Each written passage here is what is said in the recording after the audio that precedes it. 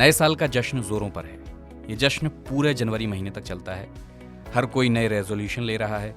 कोई ये रेजोल्यूशन ले रहा है कि वो नए साल में सिगरेट पीना छोड़ देगा। कोई ले रहा है कि वो सोशल मीडिया पर अब कम समय बिताएगा।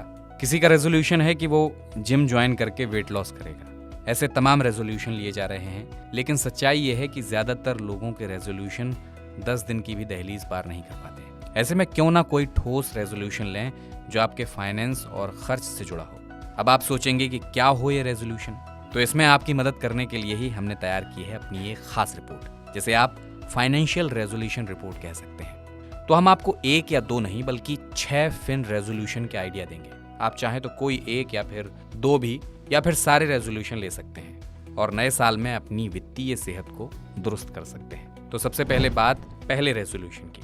क्या आपके पास कोई ऐसी डायरी है जिसमें आपने अपने निवेश से जुड़ी जानकारी लिखी है? मतलब लिख रखा है कि आपके पास किन बैंकों के खाते हैं, आपने कौन सा जीवन बीमा या टर्म इंश्योरेंस ले रखा है, कोई SIP लिया है, किन शेयरों में इन्वेस्ट किया है, वगैरह वगैरह। अगर ऐसी कोई डायरी नहीं लिखी है या कोई डॉक्यूमेंट सेव नहीं किया है तो नए साल में ऐसा बिल्कुल कर लें, क्योंकि कोई भरोसा नहीं, अगर आप नहीं रहे तो परिवार के लिए वो डायरी बहुत मायने रखेगी। दूसरा रेजोल्यूशन है, अपने घर वालों के साथ हम शायद ही फाइनेंस और इन्वेस्टमेंट पर डिस्कशन करते हैं, लेकिन ऐसा करना ज़रूरी है। हमें फाइनेंस काफ़ी जटिल विषय लगता है और इसलिए हम इस पर बात करने से बचते हैं। इसलिए नए साल में ये रेजोल्यूशन लें कि अब आप घर वालों के साथ खर्च, बचत, निवेश और इन तमाम चीज़ों पर चर्चा करेंगे। अब तीसरा है 50, 30 और 20 रूल ऑफ थंब। इसे अपनाने का रेजोल्यूशन लें, यानी अपनी मंथली सैलरी का अधिकतम 50% हिस्सा अपनी ज़रूरतों को पूरा करने के लिए रखें, 30% हिस्सा ट्रैवल, लग्जरी गुड्स और सर्विसेज पर करें,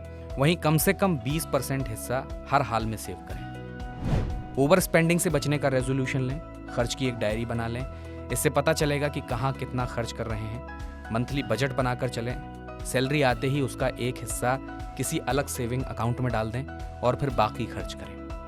एक इमरजेंसी फंड बनाने का भी रेजोल्यूशन ले सकते हैं। बुरा वक्त बोलकर नहीं आता, लेकिन बुरे वक्त के लिए पहले से तैयारी आपकी टेंशन को ज़रूर कम कर सकती है। इसके लिए इमरजेंसी फंड बनाना बहुत ज़रूरी है।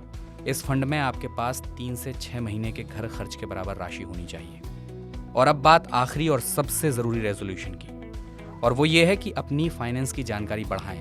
फाइनेंस लोगों को जटिल विषय लगता है, इसलिए हम उसके बारे में पढ़ने जानने से बचते हैं, लेकिन आज के समय में फाइनेंस की समझ होना बेहद ज़रूरी है। इसलिए नए साल में ये रेजोल्यूशन लें कि आप फाइनेंस की जानकारी बढ़ाएंगे।